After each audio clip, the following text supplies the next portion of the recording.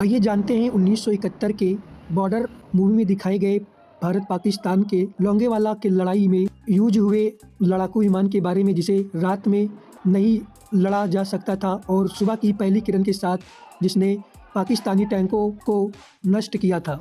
इस लड़ाकू विमान का नाम हॉकर हंटर था। यह एक प्रसिद्ध ब्रिटिश निर्मित सबसोनिक जेट लड़ाकू विमान है जिसने 1950 के दशक से कई वायु सेनाओं में सेवा दी। यह अपनी गति, मारक क्षमता और बहुमुखी प्रतिभा विशेषकर जमीनी हमलों के लिए जाना जाता था। भारतीय वायु सेना ने 1971 के भारत पाकिस्तान युद्ध में इसका उपयोग कर पाकिस्तानी टैंकों को नष्ट करने में महत्वपूर्ण भूमिका निभाई थी। यह एक सिंगल सीट अर्थात कुछ संस्करणों में 2 सीट लड़ाकू विमान था जिसे हॉकर एयरक्राफ्ट द्वारा विकसित किया गया था और जुलाई 1954 में रॉयल एयरफोर्स RAF में सेवा में शामिल किया गया था।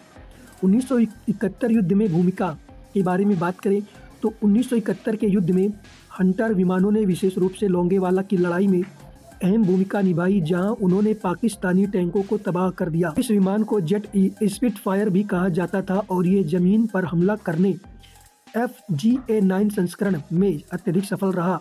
भारतीय वायुसेना ने इसे 1996 में आधिकारिक रूप से सेवा से हटा दिया, जबकि अन्य देशों में यह लंबे समय तक उड़ता रहा। यह रडार से लैस था और इसमें आमतौर पर roles royal A1 turbojet engine का उपयोग किया जाता था। यह विमान न केवल एक सफल फाइटर था बल्कि एरोबैटिक टीमों के लिए भी एक लोकप्रिय पसंद था, जो इसकी उच्च कौशल को दर्शाता है। हॉकर हंटर विमान की रात में काम करने की क्षमता के बारे में बात करें तो हॉकर हंटर को मुख्य रूप से एक डे इंटरसेप्टर अर्थात दिन में उड़ान भरने वाले लड़ाकू विमान के रूप में डिजाइन किया गया था। उस समय रात में या खराब मौसम में लड़ने के लिए ग्लोस्टर जेवलिन जैसे अलग विमानों का उपयोग किया जाता था। इसमें नाइट विजन की कमी थी। 1971 के भारत पाकिस्तान युद्ध के दौरान भारतीय वायुसेना के हंटर विमानों में नाइट विजन उपकरण नहीं थे। यही कारण था कि लोंगेवाला की लड़ाई के दौरान जब मेजर कुलदीप सिंह चांदपुरी ने रात में हवाई सहायता मांगी थी तो वायुसेना ने रात में हमला करने से मना कर दिया था। हंटर विमानों ने 5 दिसंबर 1971 को सुबह की पहली किरण के साथ ही पाकिस्तानी टैंकों पर हमला शुरू किया था। हालांकि यह एक डे फाइटर था, लेकिन प्रशिक्षित पायलट रात में भी सामान्य उड़ाने या ट्रेनिंग मिशन भर सकते थे।